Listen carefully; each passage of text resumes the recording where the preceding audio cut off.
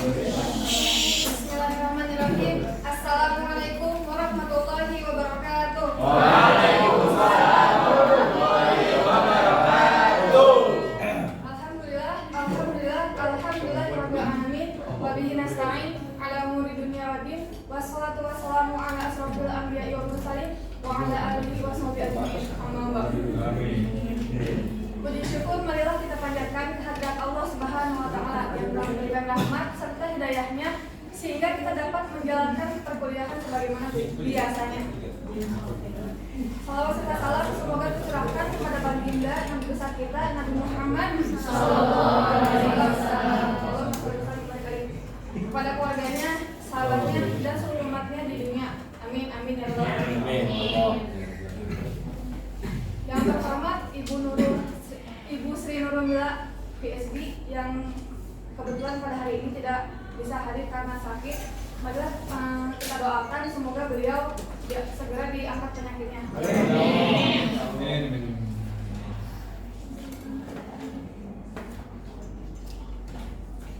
Pada kesempatan kali ini teman kita dari kelompok 3 akan mengulik pembahasan tentang kanak-kanak.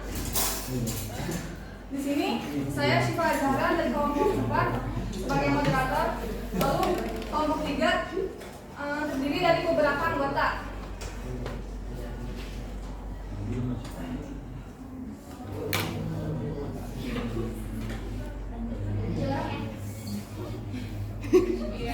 Yang pertama ada saudara Muhammad Fahru Syadat hadir. Yang kedua saudari Alvina Ramadhani hadir. Yang ketiga saudari Dewi Handayani hadir.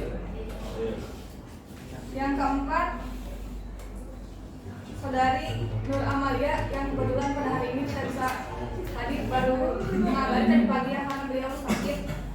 Mari kita doakan semoga diangkat penyakitnya. Amin. Lalu yang kelima ada saudari Siti Yuni Nur Hasanah. Yang keenam saudara Putra Nur Ramdhani. Lalu yang ketujuh ada saudari Talqis Zafira Bahari. Dan yang terakhir ada saudari Uda Safira. Baiklah, sebelum kita mulai perkuliahan pada hari ini, marilah kita buka dengan membaca basmalah bersama-sama. Bismillahirrahmanirrahim. Langsung saja kita ke pembahasan yang pertama tentang pengertian anak-anak yang akan dipaparkan oleh saudara Muhammad Fahru Syadat.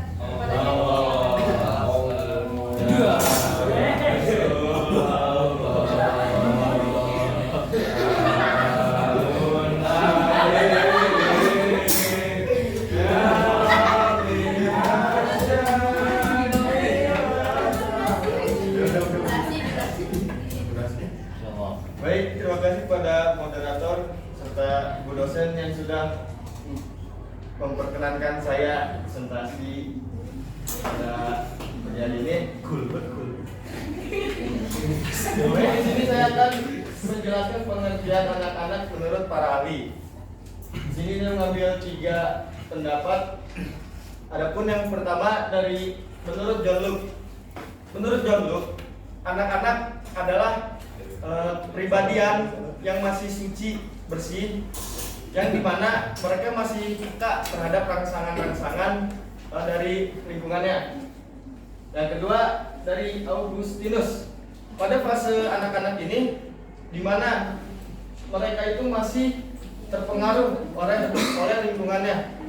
Sebab karena itu pada fase anak-anak ini masih banyak penyimpangan yang akan terjadi dikarenakan tidak pahamnya tentang kurangnya ilmu pengetahuan dan lingkungan sekitarnya.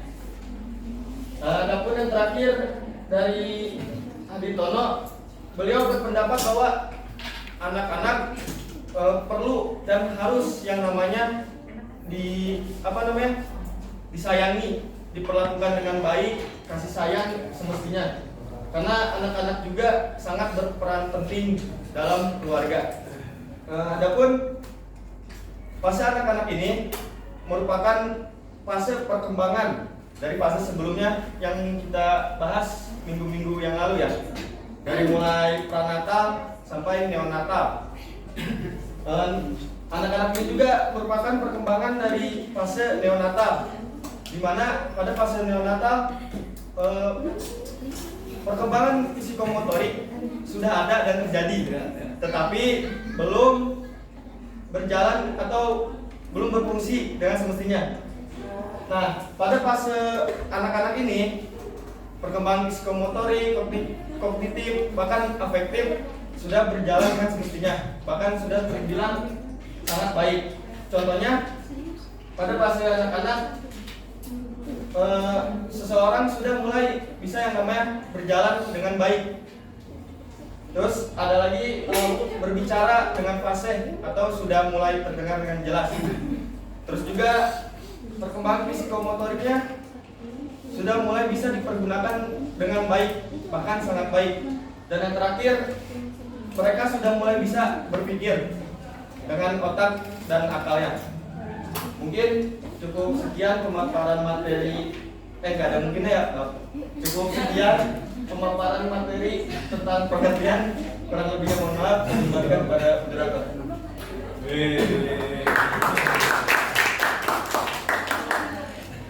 Baik, terima kasih pada saudara. Semangat kamu syahadi. Lalu materi berikutnya tentang rentang usia yang akan dipaparkan oleh saudari Alvina Ramadhani. Kepadanya dipersilakan.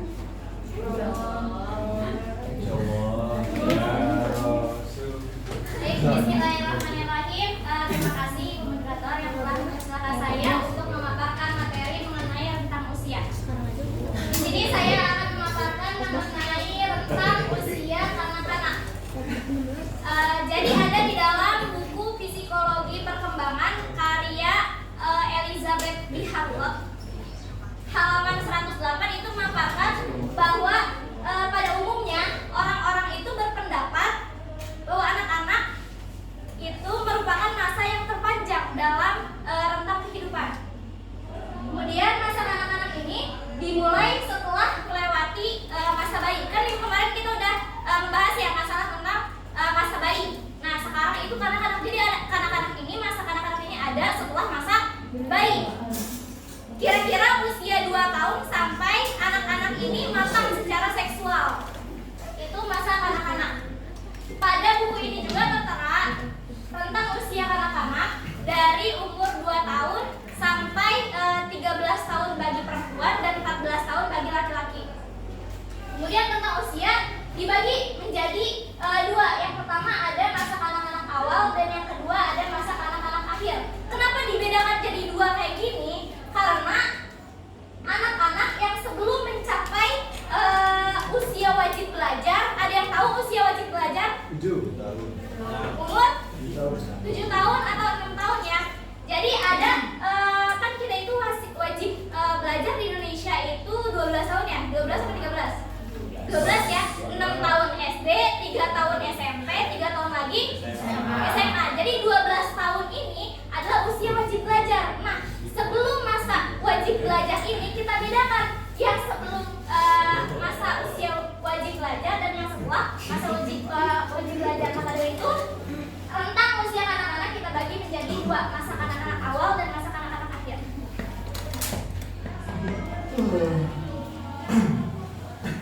Rentang usia anak-anak yang pertama tadi ada masa anak-anak awal, yang kedua ada masa anak-anak akhir.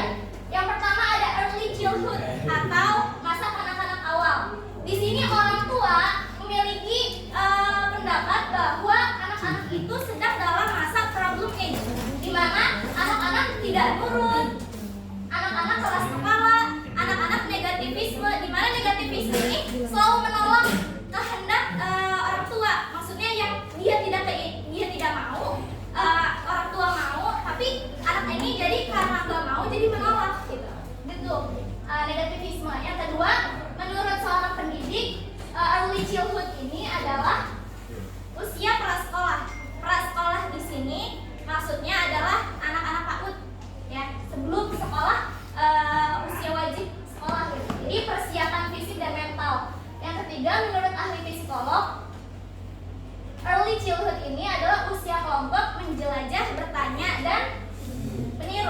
Jadi anak-anak itu banyak kan yang kenapa sih kayak gini? Pokoknya ini anak-anak itu banyak nanya.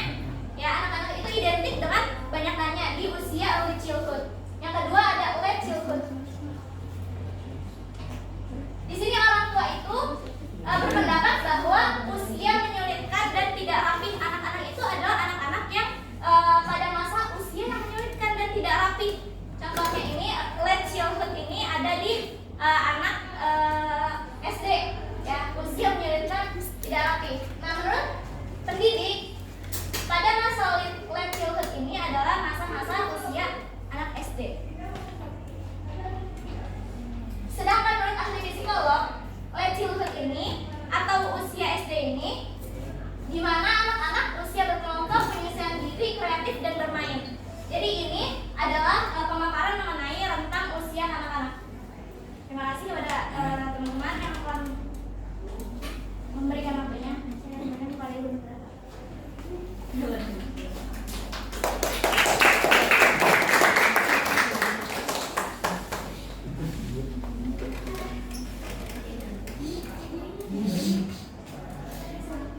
Perbedaan anak SD dan anak di bawah umur bersama.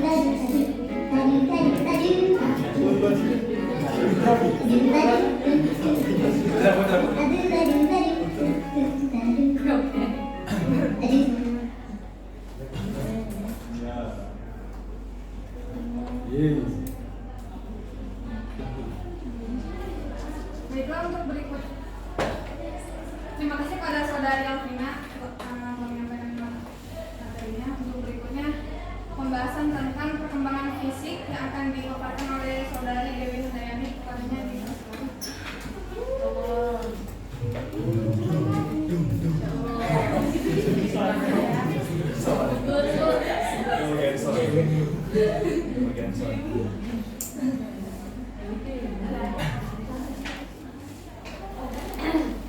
Terima kasih kepada moderator. Langsung saja kita ke pembahasan yang ketiga, yaitu perkembangan fisik pada anak-anak.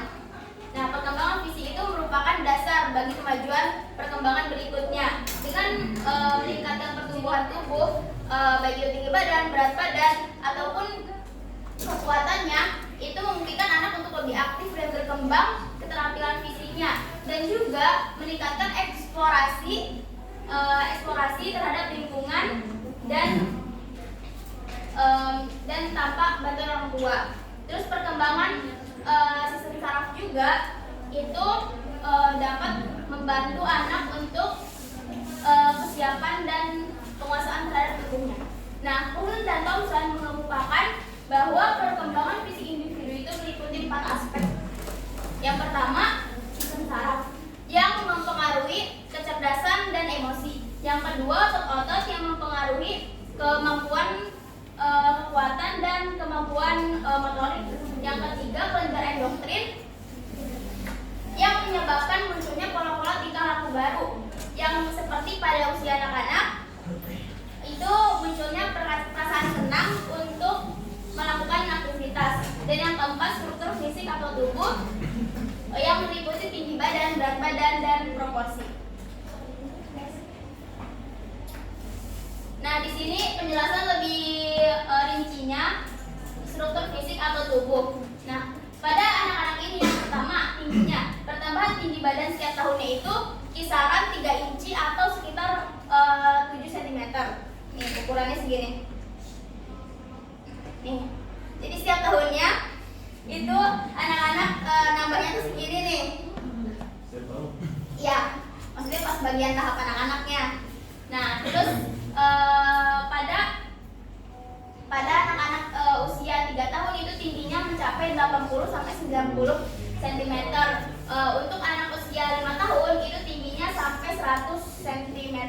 Nah, yang di kanan teman-teman ini yang anak usia 3 tahun yang tingginya 80 cm, yang di kiri ini yang usia 5 tahun yang tingginya 100 cm. Nah, sedangkan pada usia 6 tahun itu kisaran anak-anak tingginya itu mencapai 118 cm. 118 cm. Juga nyambung ya.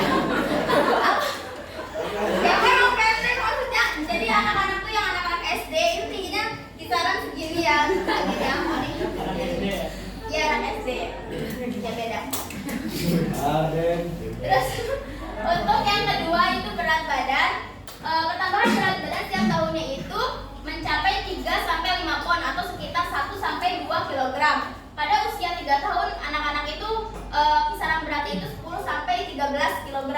Nah, untuk anak usia 6 tahun itu anak perempuan kira-kira 21 kg dan anak laki-laki 22 kg. Terus yang ketiga ada perbandingan tubuh. Penampilan bayi itu udah gak kelihatan lagi. Terus wajahnya tuh masih kecil tapi dagunya tuh lebih jelas, bentuk dagunya, terus lehernya juga lebih panjang.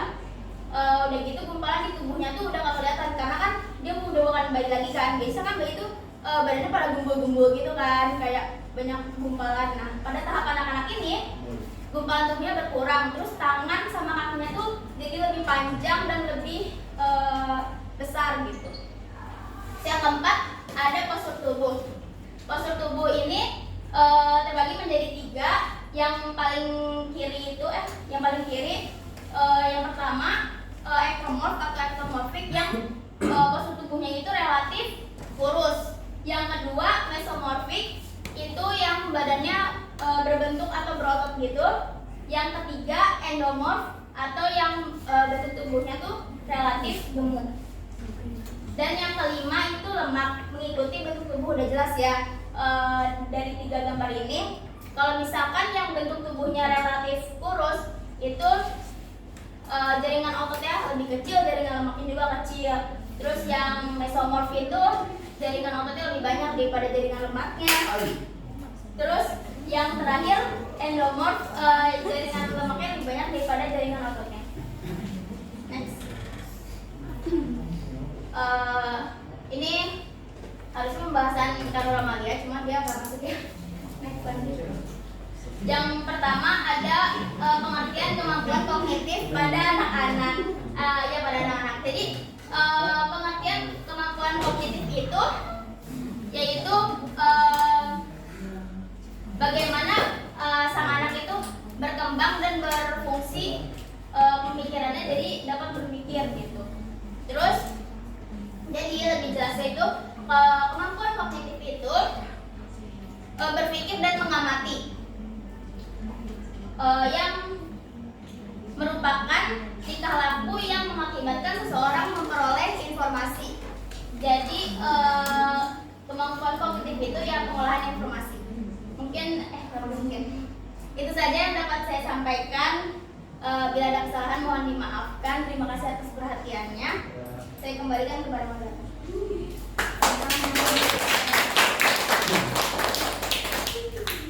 Seperti yang sudah dijelaskan oleh saudari Dewi ya, perkembangan kognitif ini ada beberapa aspek, ada 4. Tadi saudari Dewi sudah menjelaskan yang bagian pengertiannya. Yang pertama, lalu yang kedua, pada perkembangan kognitif anak usia dini ini akan dipaparkan oleh saudari Siti Nur Hasanah.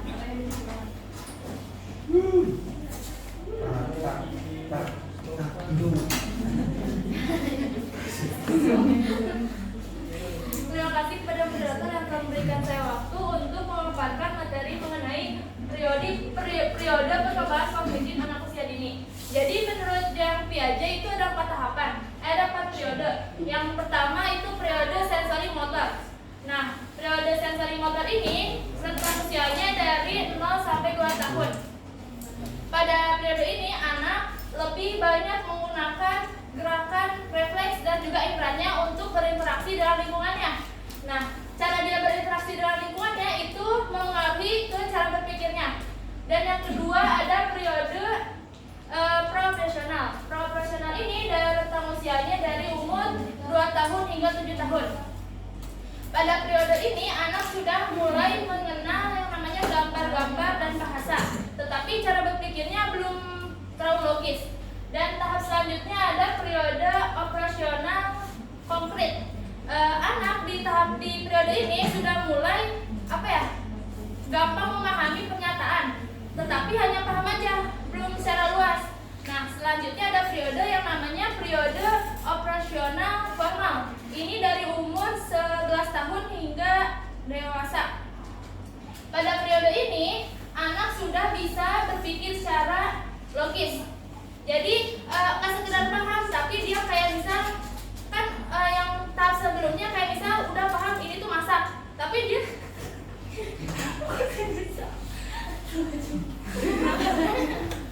pada tahapan ini dia jadi kayak ngerti nih cara masaknya itu gimana gitu. Nah, jadi pemikirannya cara luas lagi, bukan hanya sekedar paham. Mungkin cukup sekian yang saya dapat sampaikan. Terima kasih. Robi, mohon maaf, saya kebanyakan benar-benar. Terima kasih kepada saudari. Yang berikutnya tentang kemampuan anak dalam kegiatan menyusun pelangi yang akan dipaparkan oleh saudari Balsi Sudamira Bahari. Kepadanya dipersilakan. Terima kasih. Selanjutnya ada kemampuan anak dalam kegiatan menyusun pelangi.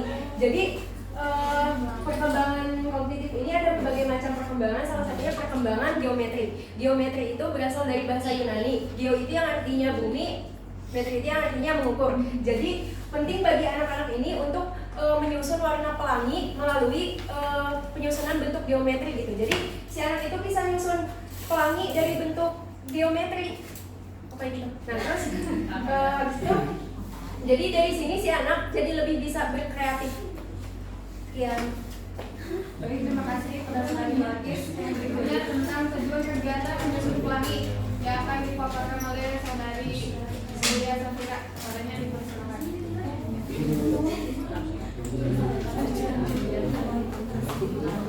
Baik, saya menjelaskan tentang tujuan kegiatan menyusun pelangi. Tujuan kegiatan anak dalam menyusun pelangi itu untuk mengembangkan sifat percaya diri serta si anak ini lebih paham ukuran geometri dari pelangi-pelangi itu. Maksud pelangi yang di sini itu kayak bentuk balok kayu, susunannya kayak gini.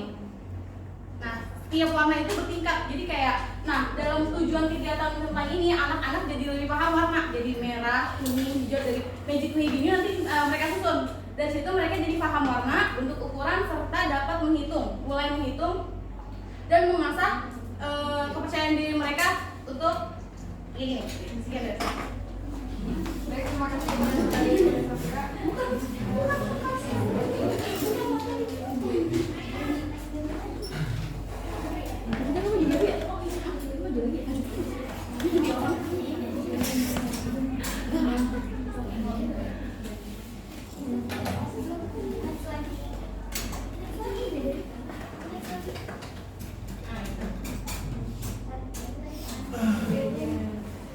Baik, bismillah, saya akan melanjutkan pemaparan tadi tentang perkembangan kognitif. Sebenarnya ya diluruskan kembali, ini materi kognitif ini bukan materi kami berlima gitu, tapi karena Teh Amalia ini berhalangan hadir, jadi kami menggantikan untuk membahas tentang satu persatu materi yang kami pahami gitu. Yang pertama ada video. Sini siap. Jadi ini belajar kemampuan kognitif anak 3 tahun ini. Lagi. Coba 3 dulu.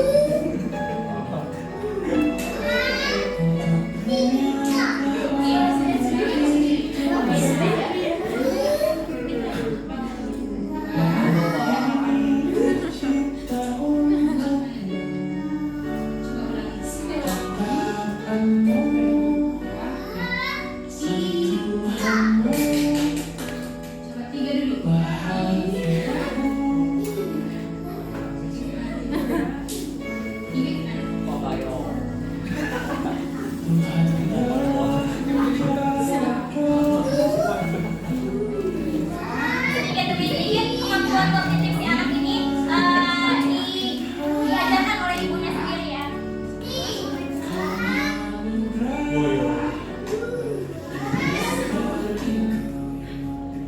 Nah, ini juga kemampuan kognitif anak dalam menyusun warna-warna. Tadi kan pelangi ya. Nah, ini warna dulu nih.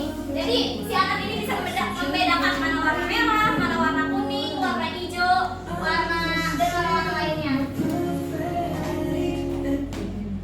Next ke video ketiga.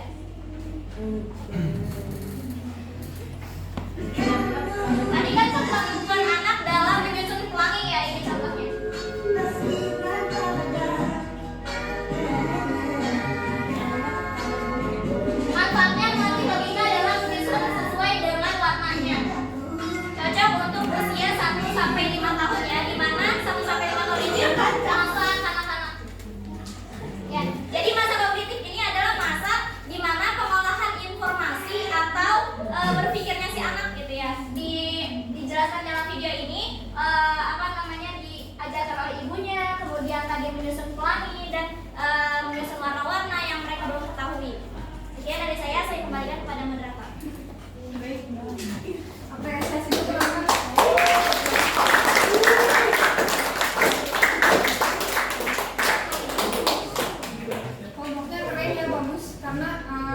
satuan matanya ada yang tidak hadir tapi digantikan oleh teman-teman lain.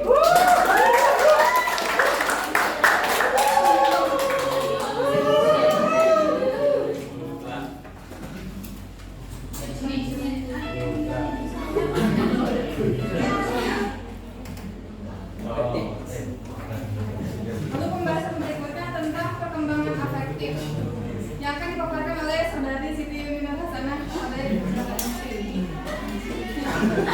Mukanya saja ya.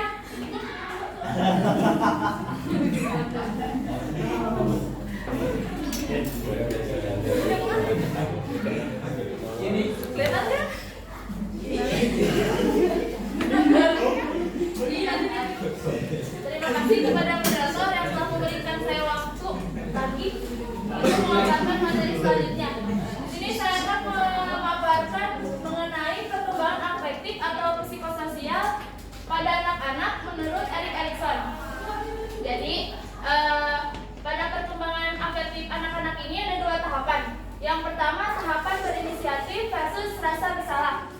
Jadi tahapan ini rentang usianya dari umur 3 tahun hingga 6 tahun. Nah, teman-teman, nanti pada umur anak segini tuh dia tuh lagi apa ya? Rasa inisiatifnya tuh lagi tinggi-tingginya gitu kan.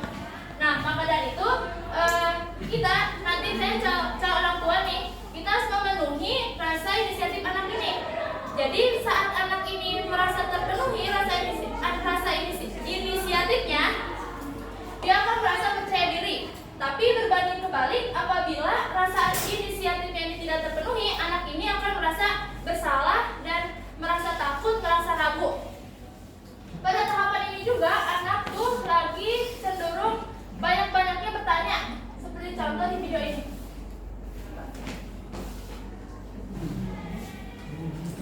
Ketika kecil 3 tahun belajar membaca. Dan Di video ini ada seorang anak yang sedang belajar membaca dalam ibunya. Akan tetapi saat dia selesai baca, dia akan menanyakan, ibu ini apa artinya gitu. Tapi sini kurang kedengeran ya. Jadi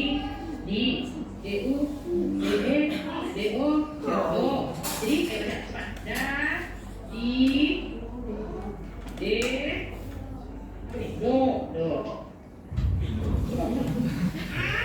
Mulai di sini dia tuh kayak nanyain artinya tuh apa gitu ke ibunya. Jadi pada tahap ini anak sedang tinggi-tingginya rasa inisiatif atau enggak kalau cara ininya gampangnya dia tuh kayak pengen ngelakuin hal sesuatu yang ada di lingkungannya yang baru gitu. Udah. Saat ini apabila rasa inisiatif ini tidak terpenuhi, ini juga bisa mempengaruhi masa yang akan datangnya. Kayak misalnya ada orang yang kurang peka atau rasa inisiatifnya tuh kurang gitu. Ini tuh bisa jadi penyebabnya dari sini. Saat dia pas kecilnya rasa inisiatifnya tidak terpenuhi, maka dia kayak merasa bersalah. Kayak ternyata yang dia inisiatifin tuh kayak salah gitu di mata orang tuanya, kayak selalu dilarang, dikritik kayak gitu. Makanya itu nggak boleh ya. Terus ada pun tahapan yang kedua yaitu ketekunan versus rasa rendah diri. Pada tahap ini anak tuh udah mulai masuk SD, rentang usianya dari umur 6 tahun hingga pubertas atau 11 tahun.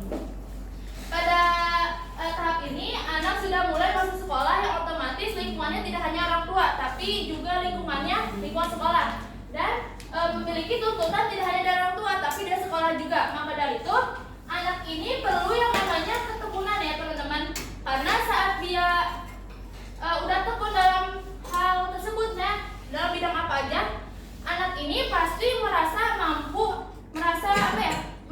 untuk menguasai hal tersebut gitu.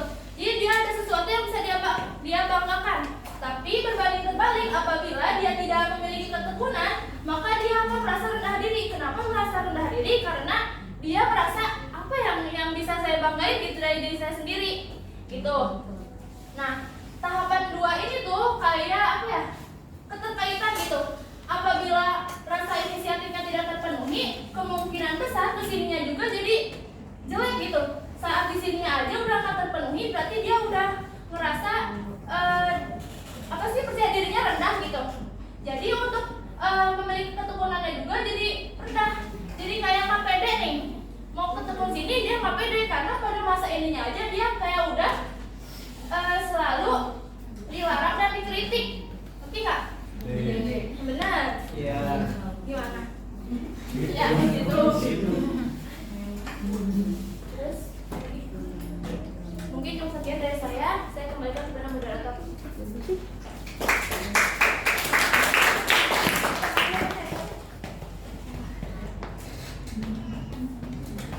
Baik, terima kasih pada saudari Siti Nuni Nurhasana. Lalu yang berikutnya, teman-teman masih semangat ya? Ya, kalau gitu nggak jangan tidur, lihatin teman-teman. Materi yang berikutnya itu tentang perkembangan sistem mortalik yang akan dipaparkan oleh saudara Putra Nur Ramdhani. Kepada dari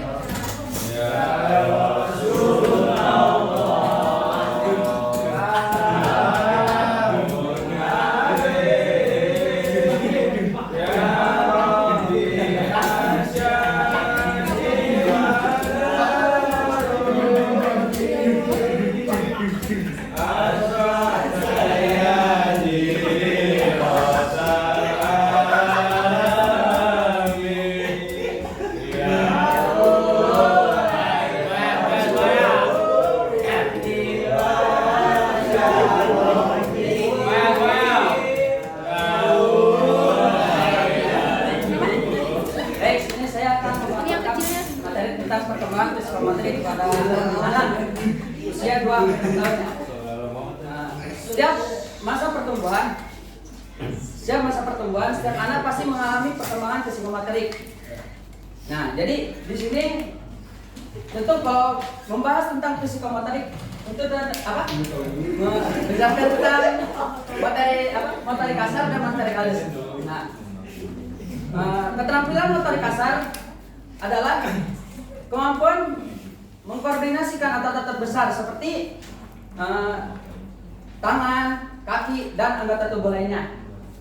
Nah, sini saya akan menjelaskan keterampilan materi kasar yang terjadi pada fase perkembangan anak. Nah, pada umur 2 tahun, si anak ini dapat melompat dan berjalan sendiri tanpa bantuan orang tua. Jadi si anak ini bisa melompat dengan menggunakan 2 kaki dan berjalan sendiri walaupun dia masih kaku gitu jalannya. Terus pada umur 3 tahun, dia sudah berjalan dengan lancar tanpa terjatuh, dan dia juga bisa naik sepeda roda 3, naik sepeda roda 3. Terus pada fase perkembangan 4 tahun ini, si anak dapat mengambil benda kecil, ya, seperti dia bisa menangkap bola menggunakan tangannya atau anggota tubuh lainnya. Terus pada fase 5 tahun, dia dapat naik turun tangga. Terus dia juga bisa membawa barang gitu. Nah, pada fase ini dia udah lancar gitu dalam naik tangga, turun tangga gitu. Terus pada fase perkembangan pada umur 6 tahun, ketika kita bisa mengajari si anak belajar mengendarai sepeda, dia bakal bisa. Jadi pada fase ini kita harus lebih menuntut kepada si anak untuk lebih belajar gitu.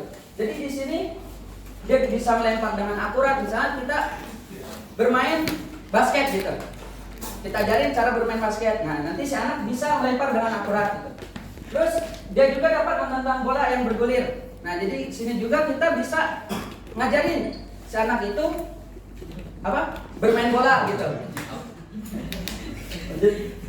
Terus kita masuk ke keterampilan motorik halus. Keterampilan motorik halus yang terjadi pada fase perkembangan. Nah, pada fase 2 tahun itu si anak bisa mandiri gitu dengan kegiatan dia misalnya nge-sport gitu. Misalnya dia belajar sendiri. Nah, di sini dia belajar cara berlari ya.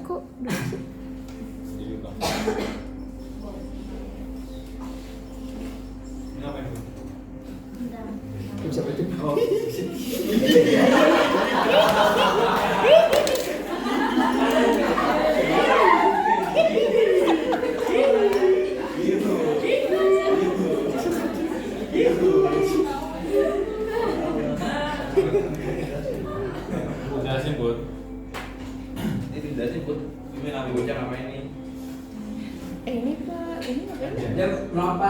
kiri kanan gitu. Ya tahu itu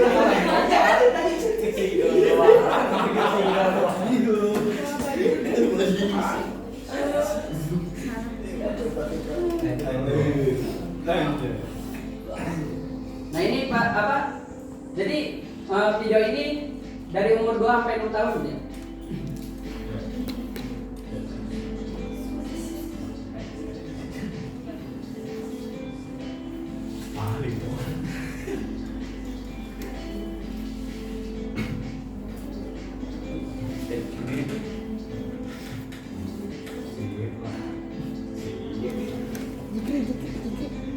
Dok, Zikri dok.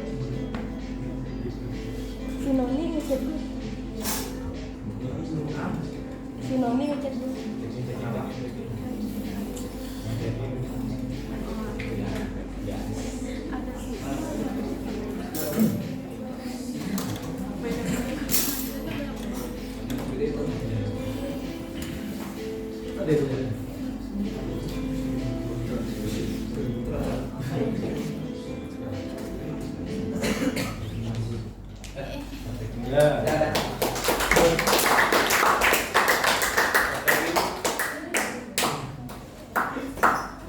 Baik, terima kasih saudara-saudara bukan Ramdhani.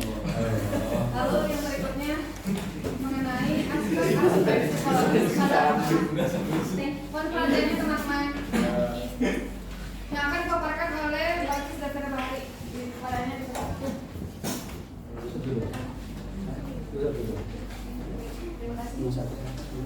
Selanjutnya ada aspek-aspek psikologis. Aspek-aspek psikologis pada anak-anak. Di masa usia ini periode tumbuh kembangnya anak di 1000 hari pertama kehidupannya hingga umurnya 5 sampai 7 tahun.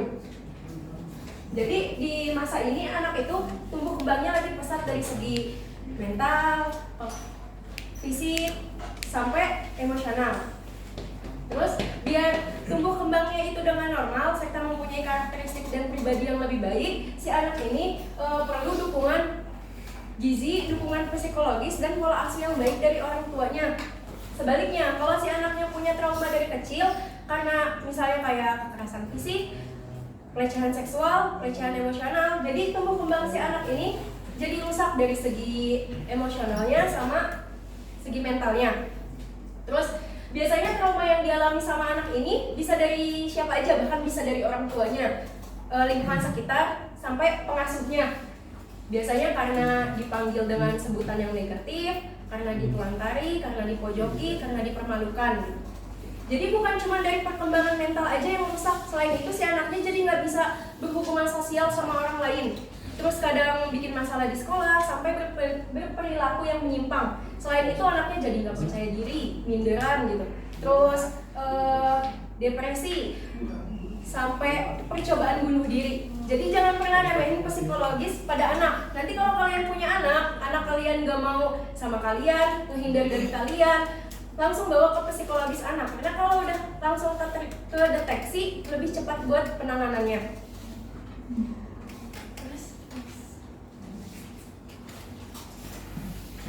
Terus di sini saya juga bakal jelasin yang pertama itu pengaruh pada tumbuh kembang fisik. Biasanya tumbuh kembang fisik itu dipengaruhi oleh keturunan atau lingkungan. Jadi kita harus menciptakan lingkungan yang baik serta merangsang atau memancing si anak buat bisa dia bereksplor hal-hal baru gitu.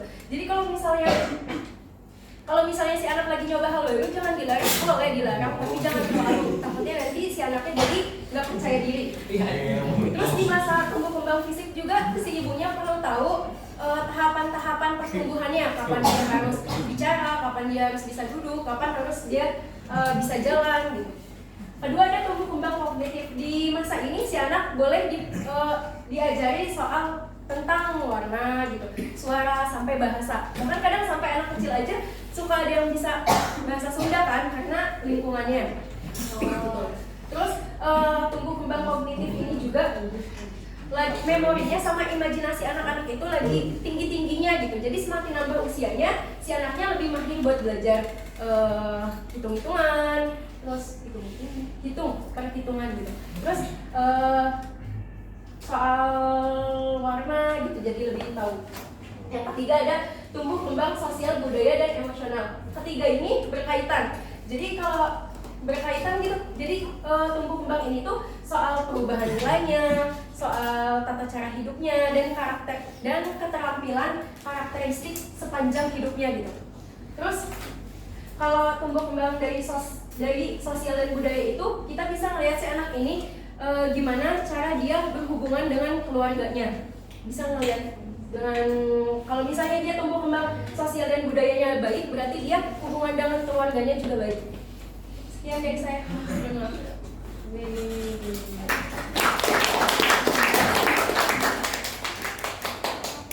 Baik, terima kasih kepada saudari Basida Hari. Lalu yang berikut yang terakhir ini mengenai pandangan Islam pada fase perkembangan anak yang akan dipaparkan oleh saudari Ula Safira. Kepadanya dipersilakan. Terima kasih moderator. Saya akan menjelaskan tentang pandangan Islam pada masa perkembangan anak. Pada usia 2-7 tahun itu dikenal dengan at-tiflah. Saat anak memasuki usia 2-3 itu anak sudah mulai paham tentang bahasa ibu. Jadi anak-anak ini sudah kayak panggil ibunya, dia bisa bilang capek, dia bisa bilang mau ini, mau itu, dia udah mulai bisa bahasa ibu. Bahasa ibu itu bahasa Indonesia, bahasa pertama. Lalu pada usia anak 5 tahun, anak-anak sudah mulai masuk ke dalam dunia bersosialisasi. Menurut Ibnu Al-Qayyim, ketika anak sudah usia 5-7 tahun itu jangan terlalu ditekankan dengan pokoknya jangan ditekankan. Jadi biarkan dia pulang sekolah, dia main, biarin dia main selagi anak itu nggak capek dan melewati batas. Jadi usia ini, tentang usia at-tiflah ini, mereka belajar dengan bermain, dengan cara-cara yang menyenangkan, nggak dipaksa kayak ayo ini gini, ayo belajar ini, nggak, biarin aja semuanya dia ngikutin selagi masih di dalam pengawasan orang tuanya. Ketika masuki usia 7-10 tahun, perintahkanlah anak-anakmu sholat ketika mereka berumur 7 tahun dan pukulah mereka untuk memberikan pelajaran agar mereka sholat dan dipelihara tempat tidur mereka ketika dia berusia 10 tahun. Ketika seorang mewajibkan pembantunya, maka jangan melihat anggota badan berada di antara pusat dan atas lutut. Ketika anak sudah masih usia 7 tahun, maka si anak ini belum diwajibkan sholat, tapi orang tua sudah diwajibkan untuk memerintahkan anaknya sholat. Kalau semisal si orang tuanya ini belum mau nyuruh karena mikirnya ya udah toh belum wajib, maka orang tuanya berdosa karena anaknya belum wajib sholat, tapi orang tuanya sudah wajib untuk memerintahkan anaknya sholat. Ketika usia 10 tahun juga sudah diperintahkan, tapi si anaknya nggak dipukul ketika si anaknya belum mau sholat, orang tuanya tetap dosa karena orang tuanya sudah diwajibkan untuk memukul anaknya kalau anaknya nggak mau sholat. Nah, ketika sudah masuk usia 10 sampai akhir balik atau sebelum masa balik itu tamyiz, si anak ini mulai diwajibkan paham tentang ilmu-ilmu agama, ilmu dasar agama. Jadi si anak sudah mulai wajib sholat walaupun emang belum balik, tapi sudah mulai. Lalu sudah paham tentang haram, sunnah, wajib segala macam, dia sudah mulai bisa. Dan serta hukum-hukum yang lainnya, seperti kayak ini saya berikan contoh pernah dijelaskan oleh Ustazah Sania Muntahar di Hadramaut, tapi Hadramaut jangan dulu sebelum, karena Hadramaut sekarang katanya udah mulai berubah. Si anak ini belum boleh keluar, si anak khususnya anak laki-laki, sebelum dia memakai imamah di kepalanya. Jadi mereka menjadi wali ketika belum tumbuh kumis sama sekali. Lalu kenapa kayak gitu? Si anak diwajibkan untuk menghafalkan, menghatam kitab Hidayatul Hidayah. Nah, tapi cuma bukan untuk menghafal, si anak harus bisa menerapkan dalam kehidupan sehari-hari. Ketika sudah mulai masuk akhir balik, si anak nanti orang tuanya si anak ini mengundang saudara, tetangga, keluarga, ulama-ulama besar di kota tersebut. Buat apa sih? Nanti setelah udah berkumpul, si anak ini dihadapkan sama ulama dan saudara-saudara yang diundang oleh orang tua tersebut. Didudukan, lalu orang saudara-saudaranya atau ulama-ulama tersebut memberikan pertanyaan tentang ilmu-ilmu dasar agama kepada si anak. Untuk itu si ayahnya tersebut nanti bilang, wahai fulan, saksikanlah wahai ulama atau sekalian orang yang datang, saya fulan bin Fulan telah melaksanakan kewajiban saya terhadap anak ini sebagai ayah. Jadi ketika usia sebelum balik atau tamyiz itu, orang tua wajib menekankan, sudah mulai wajib menekankan ilmu-ilmu agama kepada si anak. Kalau sudah itu baru orang tuanya sudah bukan lepas tanggung jawab, tapi ya udah dia berarti sudah melaksanakan kewajibannya terhadap si anak untuk pemahaman agama. Sekian dari saya. Terima kasih banyak.